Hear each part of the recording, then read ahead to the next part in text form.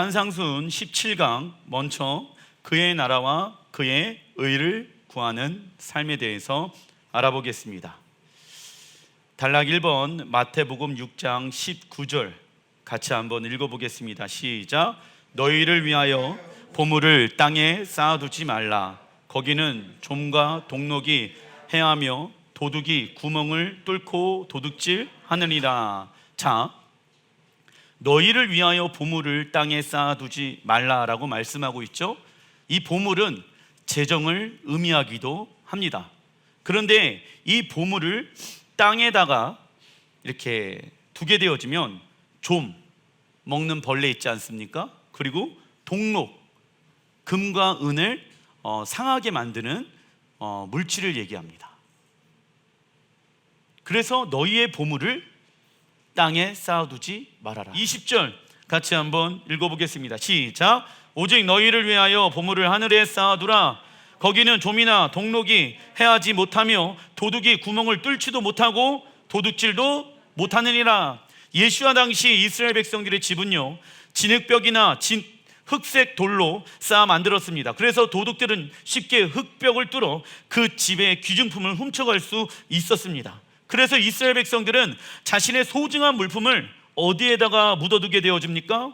땅 속에 묻어두게 되어집니다. 그런데 땅에는 이 좀이나 옷이나 음식을 해하는 벌레 있지요. 그리고 동록, 금속을 부식시키는 물질이 있기 때문에 또 다른 피해를 받게 되어집니다. 그래서 예수와는 주기도문을 알려주신 이후에 우리의 보물을 하늘에 쌓아두라고 말씀하십니다. 우선 우리의 보물이란 같이 한번 읽어보겠습니다. 시작. 이 땅에서 살아가는 동안 하나님의 말씀에 순종하는 것을 말할 수 있습니다. 예를 들면 고아와 과부와 계획을 위하여 헌신하는 모습들, 이것이 우리의 무엇입니까? 보물인 거예요. 그 보물을 하늘에 쌓고 있는 것이죠.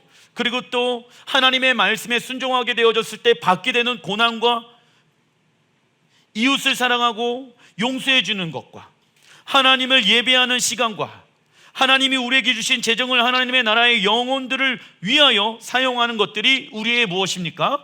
보물. 적어놔 주십시오.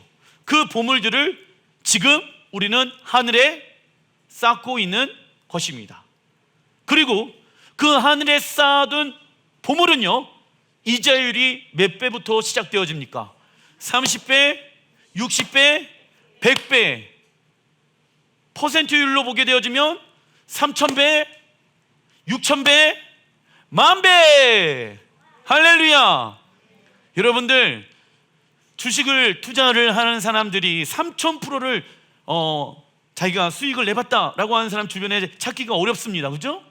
그런데 하나님의 나라는 무조건 몇 프로부터 시작되어집니까? 3000%. 할렐루야.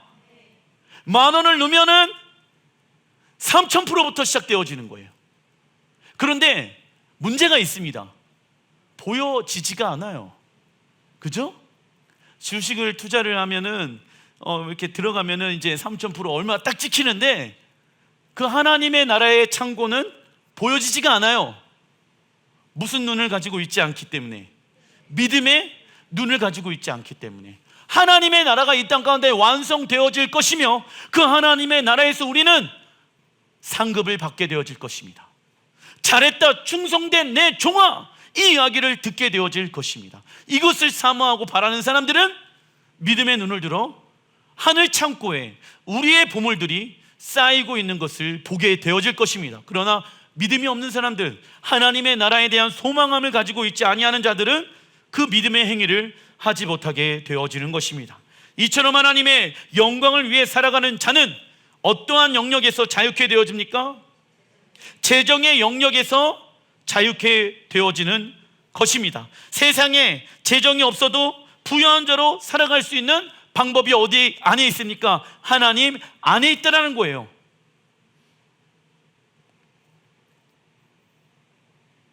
하나님의 영광, 히브리 원어를 보니까 가봇, 그 뜻은요, 무거움. 적어놔 주십시오. 하나님의 영광은 무엇을 뜻합니까? 무거움을 뜻합니다. 이 무거움은 이 땅에서 말하는 무거움과 다릅니다.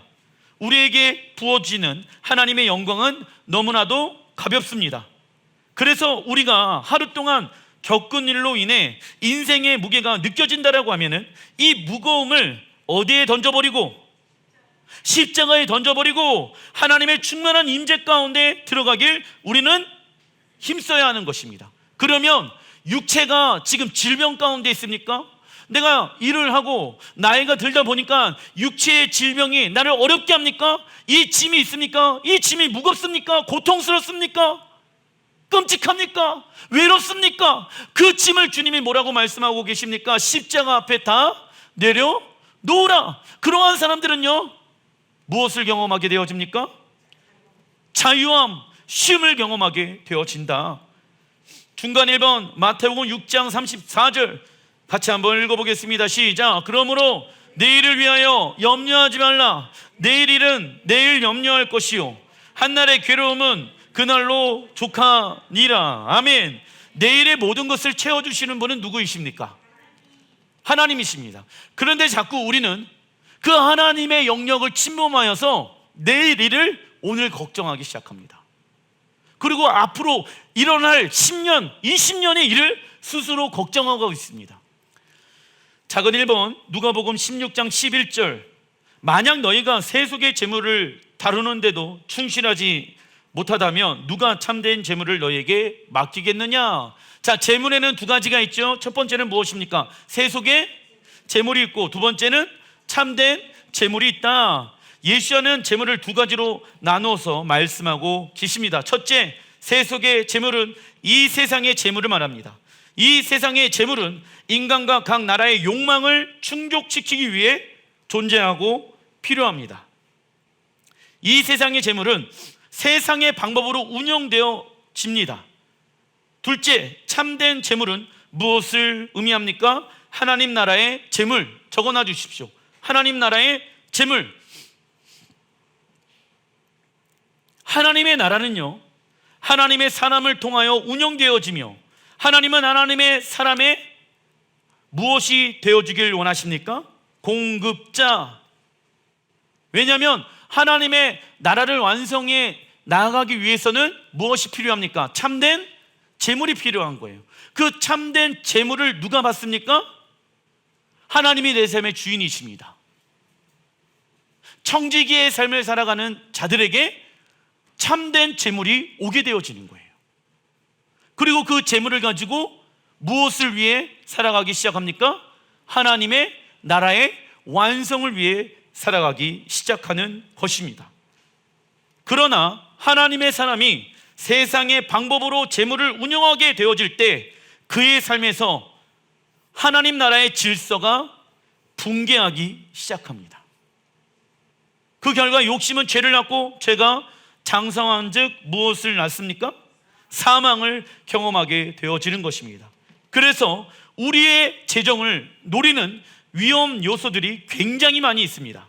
예를 들면 지금 전 세계는 인플레이션에 대한 공포, 이 인플레이션은 화폐 가치가 하락하여 물가 수준이 지나치게 상승하는 경제 형상을 말하며 주식 시장의 붕괴, 그리고 국가의 파산까지 일어나고 있습니다. 그래서 세상 이들은 돈의 불확실성에 오는 염려에 빠져 탐욕스러운 사람들이 되어가고 있습니다. 이러한 모든 염려들을 사라지게 하는 방법은 무엇입니까? 우리의 보물을 어디에 쌓아두는 것입니까? 하늘에 쌓아두는 것 외에는 다른 방법이 있습니까? 없습니까? 없습니다. 이러한 모든 염려에서 자유케 되어지기 위해서는 우리의 보물을 하늘에 쌓아 두어야 합니다. 우리는 부모에게 언어를 배우고 삶의 지혜를 배우고 인생의 목적에 대해서 배웠습니다. 그러나 재정을 어떻게 벌고 관리하며 어떻게 쓰는지를 배우지 않고 돈을 우리가 원하는 대로 사용했습니다. 하지만 우리가 하나님을 믿는 데 있어서 재물과 뗄 수 없는 관계 가운데 살아가기 때문에 우리는 성경적인 방법으로 돈을 벌고 돈을 사용하는 방법을 배워야 하는 것입니다. 믿으십니까? 자, 하나님을 믿는 데 있어서도 재정의 부분들에 대해서 자유합니까? 자유하지 못합니까? 자유하지 못합니다. 그죠? 재정이 없으면 우리는 먹고 살 수가 없습니다.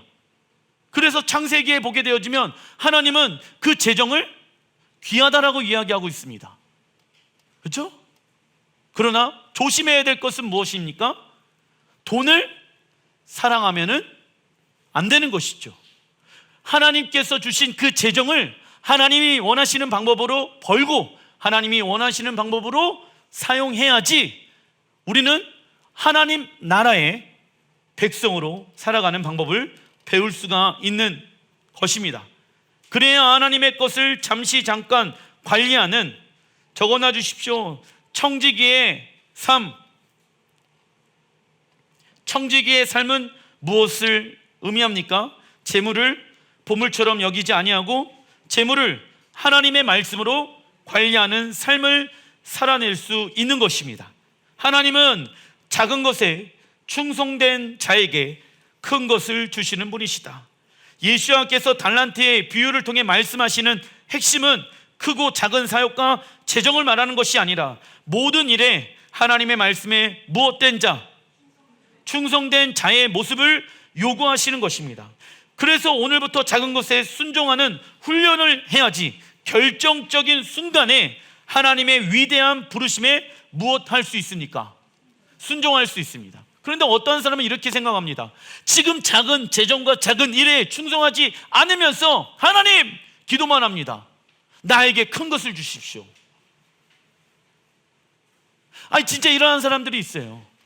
지금 하나님이 나에게 요구하시는 그 재정, 작은 재정을 하나님이 원하는 방법으로 사용해야 하는데 그것은 하지 아니하고 하나님 내가 한 달에 1억만 번다라고 하면은 내가 그 1억 주님의 영광과 나라를 위해서 쓰겠습니다. 내가 좋은 직장만 가게 되어지면 그 재정을 통해서 하나님의 나라의 완성을 위해 내가 살아가겠습니다. 내가 직장의 선교사가 되겠습니다. 이렇게 고백합니다. 그런데 무엇은 안 합니까? 지금 하나님이 나에게 주신 작은 재정에 충성하지 않는다는 것입니다. 지금 하나님이 우리에게 주신 작은 재정에 충성하지 않는다고 하면 큰 하나님의 위대한 역사를 경험할 수가 있을까요? 없을까요? 없게 되어지는 것입니다. 어떤 이는 온 우주의 주인이신 하나님께서 우리에게 맡겨 놓은 것이 아주 작다라고 생각하여 우리의 사역과 일에 대해서 잘못된 평가를 내리고 그 일을 등한시하는 경우들이 너무나도 많이 있습니다. 중간 2번 디모데전서 1장 12절 시작. 나를 능하게 하신 그리스도 예수 우리 주께 내게 감사함은 나를 충성되이 여겨. 충성되이 여겨라는 헬라어 단어의 의미는 회계 장부를 기입하다. 회계 장부 안에는 수입이 있고 지출이 있고 잔액이 있습니다. 그런데 하나님은 하나님 나라의 잔액을 무엇으로 보고 계십니까? 우리의 충성. 적어놔 주십시오. 하나님 나라의 잔액은 우리의 무엇이 되어야 합니까? 충성. 충성의 히브리 원어는 무엇입니까? 아만. 그래서 여러분들 히브리어 아멘은 어디에서 나왔습니까? 아만, 충성에서 나왔다라는 거예요. 아멘은 무엇입니까? 하나님의 말씀이 이루어질 것을 믿습니다.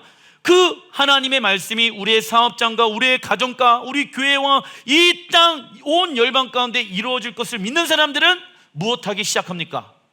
충성하기 시작한다고. 말로만 아멘으로 끝나는 것이 아니라 하나님 내가 지금 무엇을 하면 좋을까요? 그 하나의 말에 순종하기 시작한다. 그래서 우리가 하나님 앞에 재정적인 부분을 충성하게 사용되어지면 하나님의 계산 방법은 30배, 60배, 100배입니다. 그리고 우리는 하나님께서 역사하실 때까지 어떠한 삶을 살아가야 합니까? 장막 생활을 하면서 자족하는 삶을 살아가는 훈련. 적어놔 주십시오. 단순한 삶. 단순한 삶과 믿음으로 살아가는 삶. 재물의 노예가 되지 않고 재물을 노예로 다스리는 훈련을 추구해야 합니다. 그런데 어떤 이는 조금만 더 큰 평수의 집으로 이사하면 참 만족스럽다.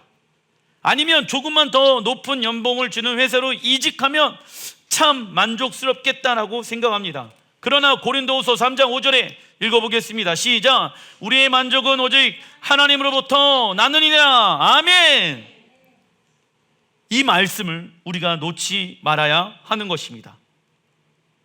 사람은요, 세상의 것으로 채워지는 것이 아니라 누구로부터 채워지기 시작합니까?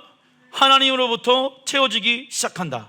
우리의 만족, 즐거움, 기쁨, 풍성함은요, 풍부한 환경이나 조건에 있는 것이 아니라 하나님으로부터 생겨나는 것입니다.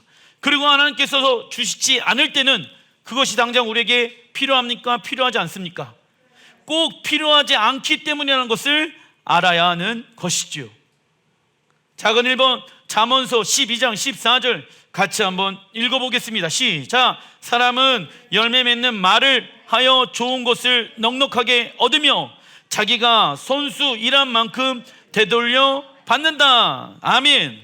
사람은요, 열매 맺는 말 무엇입니까? 믿음의 선포. 적어놔 주십시오. 우리는 열매 맺는 믿음의 선포와 손이 하는, 적어놔 주십시오, 노동의 일, 순종의 일, 이 둘 다 필요합니다.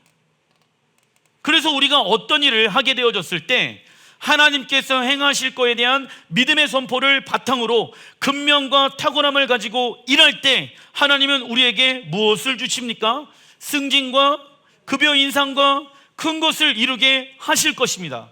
믿으시면 아멘. 그러나 어떤 이는 하나님이 원하시는 방법으로 돈을 벌지 않고 쓰지 않으면서 하나님이 우리에게 행하실 일들을 믿음으로 선포하는 이들이 있습니다. 말로만 하나님이 역사할 것을 믿습니다 라고 이야기하고 무엇은 하지 않고 있습니까? 아무것도 순종하지 않고 있는 사람들이 있다라는 거예요. 그러면서 하나님을 원망하고 불평하기 시작한다. 반대로 하나님께서 행하실 믿음에 대한 고백 없이 자신의 힘과 능력만을 의지하여 하나님의 불을 제한하는 이들도 우리 안에 존재합니다. 그래서 우리는 먼저 어떻게 하면 돈을 많이 벌 수 있을까를 생각하는 것이 아닌 하나님께 돈을 관리하는 지혜와 명철을 먼저 구해야 하는 것입니다. 순서가 바뀌면 안 됩니다. 어떻게 하면 많은 돈을 벌 수 있을 것인가를 먼저 생각하는 것이 아니라, 따라해 주시면 감사하겠습니다. 하나님, 나에게 돈을 관리하는 지혜와 명철을 주십시오. 아멘. 그 이유는 돈이 우리의 주인이 아니라 우리가 돈의 주인이기 때문입니다. 믿으십니까? 그래서 관리해야 되는 거예요. 무엇을요? 돈을. 그리고 돈이 무엇하다라는 것을 깨달아야 돈으로부터 자유로울 수 있을까요? 돈이, 적어놔 주십시오. 무능하다. 돈은 무엇하다? 유능한 것이 아니라 무능하다.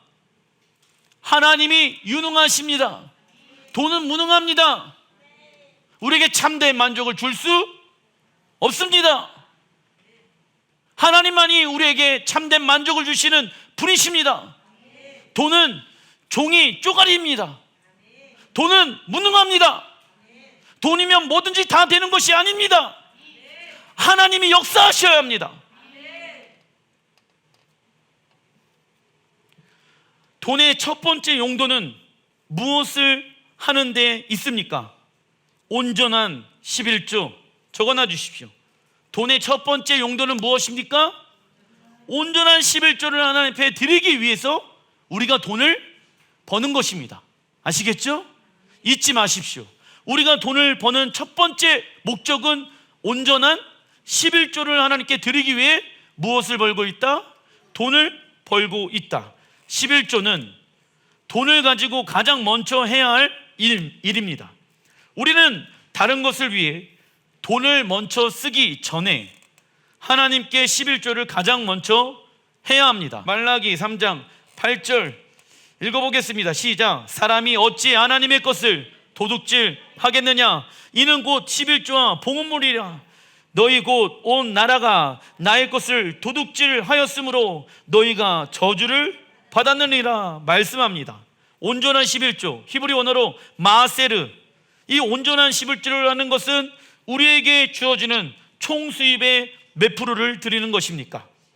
10%를 드리는 것이다. 만몬의 영은 세금을 제한한 수입에서 해도 되는 것을 생각하게끔 합니다.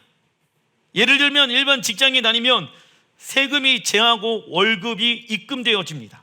그러나 우리는 세금을 제하기 전 총 월급의 10%를 충분히 계산할 수 있는데도 불구하고 우리 통장에 찍힌 금액에서 11조를 낼 때가 있습니다. 그죠? 4대 보험 다 나가고 뭐 빠져나가고 빠져 내가 받은 게 이거예요 목사님. 그러면서 그걸 가지고 또 그렇게 머리 굴려갖고 11조 하시는 분들이 계셔요. 그거 아니에요. 잘못된 계산법이에요. 그 4대 보험이나 이러한 것들은 누구를 위해서 지금 떼가는 겁니까? 여러분들을 위해서 떼가는 건 아니겠습니까? 근데 그걸 왜 제하고 11조를 내냐라는 것입니다. 그죠? 그리고 세금을 내는 것은 믿는 그리스도인들에게 당연히 우리가 국가에 납부할 의무가 있는 것이지요. 그죠? 그러나 만몬의 영은 교묘한 방법으로 우리를 무엇하고 있습니까? 속이고 있으며 하나님의 것을 가로채 갑니다. 타락한 인간의 본성은 탐심과 이기심으로 가득해서 자기 소유를 움켜쥐고 쌓아두려고 하지요. 그러나 소유가 많을수록 무엇이 많아집니까? 걱정도 많아집니다. 왜? 지켜야 될 것이 많기 때문에. 많이 소유하면 안정된 삶을 살 것 같지만 그 쌓아둔 것들이 우리의 마음을 지배하게 될 가능성이 매우 높습니다. 이를 잘 아시는 하나님은 만몬의 영으로부터 우리를 해방시키기 위해 만든 해결책이 무엇입니까? 11조입니다. 11조란 읽어보겠습니다. 시작. 하나님은 우리의 공급자이시며 만몬의 영은 우리의 삶에 어떠한 영향력도 끼치지 못한다 라는 믿음의 선포를 실질적인 행동으로 옮기는 것입니다. 즉 하나님을 우리의 모든 것에 최우선순위로 두는 것을 말하고 있는 것입니다. 이것이 자신을 파괴하는 자기 중심주의와 이기주의로부터 자유케 되어지는 길, 적어놔 주십시오. 재정에서 자유케 되어지는 길은 하나님 앞에 온전한 11조를 드리는 것 외에는 다른 방법이 있습니까? 없습니까? 없습니다. 실질적인 그 믿음의 삶을 행동으로 옮기는 것을 말하고 있지요. 결국 재정은 무엇을 사랑하는 것과 연결되어져 있습니까? 하나님을 사랑하는 마음과 연결되어져 있다. 그래서 마태복음 6장 21절에 마음이 있는 곳에 무엇이 있습니까? 보물이 있다라고 말씀하고 있잖아요. 내 마음은 무엇입니까? 하나님의 나라, 하나님의 처소가 거하는 천국 아니겠습니까? 그래서 우리의 마음이 있는 곳에 그 하나님의 나라에 우리의 마음이 있다라고 하면은 그 하나님의 나라를 위하여 우리는 무엇을 사용하기 시작합니까? 재정을 사용하기 시작한다. 우리는 그 하나님의 나라가 어디에 완성되어질 것을 믿습니까? 예루샬라임. 그래서 그 예루샬라임을 사랑하기 시작하는 거예요. 그 예루샬라임을 사랑하기 시작하니까 무엇이 사용되어집니까? 시간과 우리의 재정과 물질이 그 예루샬라임의 회복을 위하여 사용되어지는 것입니다. 단락 2번 마태복음 6장 33절 시작. 그런즉 너희는 먼저 그의 나라와 그의 의를 구하라. 그리하면 이 모든 것을 너희에게 더하시리라. 아멘.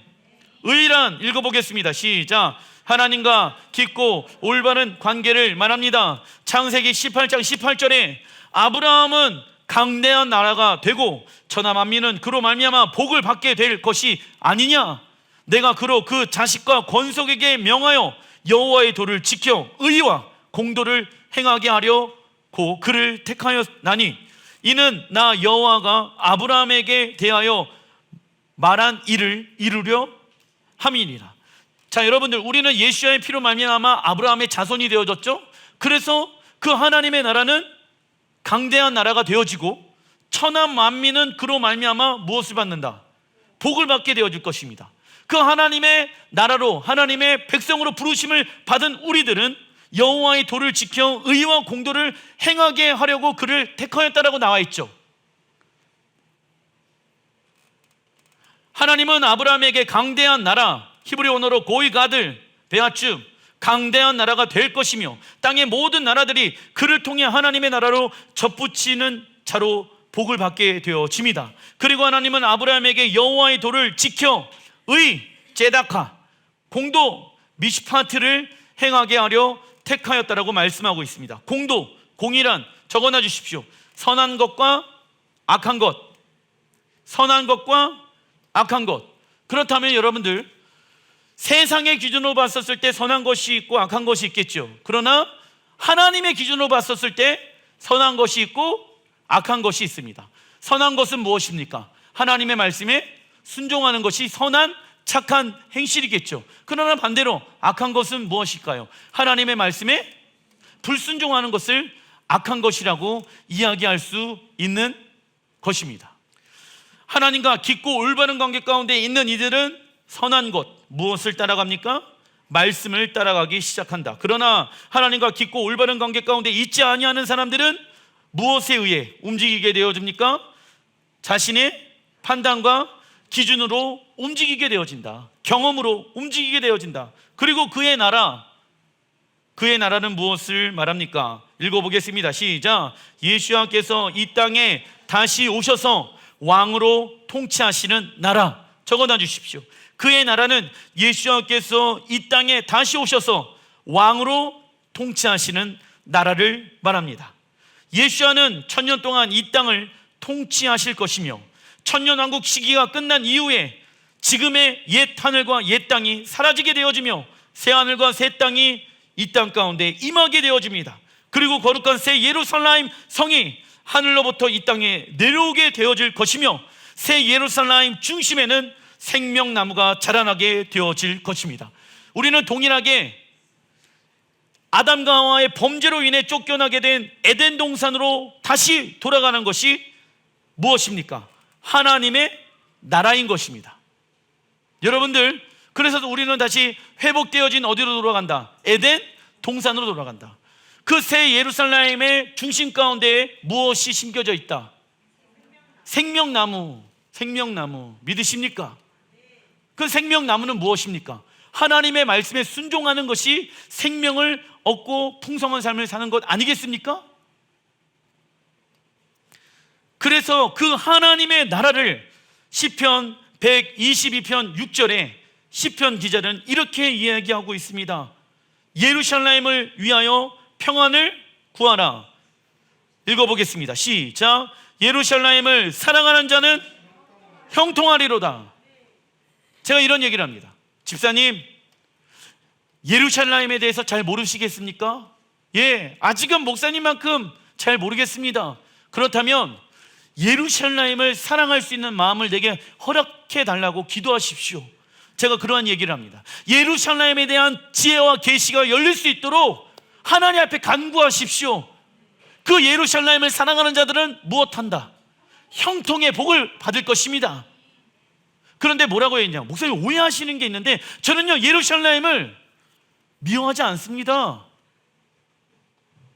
제가 당신이 예루살렘을 미워한다라고 얘기한 적이 없습니다. 당신의 마음 가운데 예루살렘에 대한 지혜와 계시가 부족하다 보니 그 하나님의 형통을 경험할 수가 없게 되어지는 것입니다. 그래서 우리는요 먼저 그의 나라 예루살렘에 지금의 땅과 하늘이 없어지고 새 하늘 새 땅 새 예루살렘이 임할 것을 구해야 하는 것입니다. 이러한 사람들은요 천국에 대한 구체적인 그림을 가지고 살아가기 시작합니다. 그리고 어떻게 하면 그 예루살렘이 나를 통해서 우리 교회를 통해서 가정을 통해서 직장을 통해서 회복되어질 것인가를 생각하기 시작합니다. 하나님은 그러한 사람들 가운데 먼저 그의 나라 의를 구하라. 그리하면 너희의 모든 것을 더하시리라. 무슨 얘기입니까? 어떠한 성경 구절과 연결되어집니까? 예루살렘을 사랑하는 자는 형통하리로다. 이 연결점을 여러분들이 지금 찾으셔야 되는 거예요. 예전에는 그냥 예수님의 나라가 하나님의 나라가 이 땅에 임하게 해 주십시오 이렇게 단순하게 짧은 구절로 기도하였다라고 하면 이제는 그 하나님의 나라가 어떻게 이루어질 것인지 구체적으로 바라보면서 하나님 앞에 구해야 하는 것입니다. 그리고 그 예루살렘에 예수님께서 왕으로 오시게 되어졌을 때 천년왕국이 시작되어질 것을 우리는 믿습니다. 예루살렘이 세상의 중심이 되어질 것을 믿습니다. 그리고 그 예루살렘에서부터 하나님의 말씀이 선포되어져서 천년 동안 온 열방들은 하나님의 말씀에 의해 움직이게 되어지고 운영되어질 것입니다. 우리는 그 나라를 구합니다. 우리는 그 예루살렘을 사랑하기로 결정합니다. 그러한 사람들에게 어떠한 복이 있습니까? 형통의 복이 있고 모든 것을 더하는 복이 있게 되어지는 것입니다. 그러나 왜 예루살렘을 사랑하라고 이야기하지? 이거에 대한 지혜와 계시가 없고 하나님의 나라에 대한 구체적인 그림을 가지고 있지 아니하는 자들은 막연하게 생각하면서 기도하기 시작한다라는 것입니다. 그래서 여러분들 우리가 하나님 앞에 간구하고 기도할 때마다 예루살렘 왜? 여러분들이 형통하기 위해서. 그래서 우리는 이 땅에 하나님의 나라가 완성되어질 때까지 눈에 보이는 평화를 쫓아가는 것이 아닌 우리의 자아를 날마다 부인하고 하나님의 형상을 닮은 자가 되어야 하는 것입니다. 작은 1번 시편 24편 3절 같이 한번 읽어보겠습니다. 여호와의 산 시온산에 오를 자가 누구며 그의 거룩한 곳에 설 자가 누구인가? 라고 말씀하고 있죠. 자, 여호와의 산 시온산에 오를 자가 누구이며 그의 거룩한 곳에 설 자가 누구인가를 이야기하고 있습니다. 우선 여호와의 거룩한 산에 오를 자에 대해서 이야기하고 있습니다. 성경에서 올라간다, 히브리 언어로 라웃, 이 히브리어가 사용되어질 때에는 오직 예루살렘에 올라갈 때만 이 단어를 사용하게 되어집니다. 그래서 우리가 하나님을 예배하게 되어졌을 때 우리의 찬양과 기도는 하늘에 있는 어디로 올라가게 되어지는 것입니까? 새 예루살렘에 향하여 올라가고 있는 것입니다. 자, 무슨 얘기냐면 여러분들 예루살렘 성이 고도 한 800m밖에 되어지지 않아. 그러면은 다른 도시에 800m가 넘은 산들이 있을 거 아니에요. 그런데 그 예루살렘 시온산보다 높아 있는 산들이 훨씬 더 많은데 그 높은 산에 올라갈 때 이 올라가다의 히브리 언어 라우롯을 쓰지 아니하고 그냥 올라가다 다른 말로 썼어. 그런데 오직 예루살렘을 향하여 올라가게 되어졌을 때에만 라웃이라는 히브리어를 사용되어졌다고. 그래서 여러분들 우리가 하나님 앞에 찬양과 기도로 하나님 앞에 올려드리잖아. 근데 그 올려드리는 것이 우리는 그냥 하나님의 나라에 지금 올라가고 있구나라고 생각했잖아요. 근데 그러한 개념이 아니라 우리의 찬양과 기도가 올라가게 되어졌을 때는 라울롯, 새 예루살렘을 향하여 우리의 찬양과 기도가 무엇하고 있다? 올라가고 있다라고 얘기하는 거예요. 그리고 시편 기자가 뭐라고 얘기합니까? 그 거룩한 시온산에 이말 새 예루살렘 성전에 올라갈 자가 누구인 거라고 나와 있죠. 누굴까요? 우리를 얘기하고 있는 거예요. 우리를 날마다 우리의 삶을 하나님께 올려드리는 사람들, 새 예루살렘을 위하여 하나님의 나라와 영광을 위하여 나의 삶을 헌신하는 사람들, 할렐루야. 그러한 자들이 새 예루살렘이 이 땅에 임하게 되어졌을 때 올라갈 수가 있다고 믿으십니까? 우리가 예루살렘을 사랑한다라고 말할 때마다 우리의 영혼 가운데 예루살렘에 임할 하나님의 영광에 대한 계시가 다시 흘러 들어오게 되어질 것입니다. 즉 우리의 고백이 10분의 1로 주님께 올라갔지만 나머지 10분의 9는 우리에게 다시 돌아오는 것을 말한다. 예를 들면 우리가 예수와는 아름다우신 분이십니다 라고 말할 때마다 우리의 영혼 가운데 예수와의 아름다움에 대한 계시가 다시 흘러 들어오는 것을 경험하는 것과 동일한 것입니다. 이게 무슨 얘기냐면 여러분들 하나님 내가 예루살렘을 사랑합니다 하나님 앞에 올려드리잖아. 근데 올려드리는데 하나님은요 10분의 1만 취하시고 10분의 9를 나에게 다시 지혜와 계시와 당신의 영광으로 부어주셔. 그리고 예루살렘에 대한 계시를 알게 하시는 거야. 내가 예를 들어서 이런 거예요. 예수님은 가장 아름다우신 분이십니다 라고 고백하잖아요. 그런데 지금은 예수님의 아름다움이 뭐지? 라고 생각한단 말이야. 그 예수님에 대한 아름다움은 무엇을 얘기합니까? 예수와의 성품을 얘기하거든. 당신은 위대하신 분이십니다, 당신은 아름다우신 분이십니다 라고 고백하게 되어졌을 때 우리 안에 있는 10이 올라가지만 하나님은 10분의 9에 대한 계시를 우리에게 부어주신다고. 그래서 예루살렘을 사랑하도록 우리가 기도해야 되는 거예요. 왠지 아십니까? 하나님의 나라에 대한 계시가 풀어지기 시작하기 위해서는 예루살렘을 먼저 우리가 사랑하기로 결정해야 하는 것입니다. 예수와께서 오시는 그날에 모든 열방이 예루살렘에 모여서 왕의 왕, 주의 주이신 예수를 예배하게 되어질 것입니다. 그날에 우리 살아있는 교회 성도님들과 함께 저는 예루살렘에 있기를 간절히 소망합니다. 하나님이 우리에게 허락하신 재정, 그 힘을 다하여 예루살렘을 사랑하는 자들 되시길 주님의 이름으로 축원드립니다. 기도하겠습니다.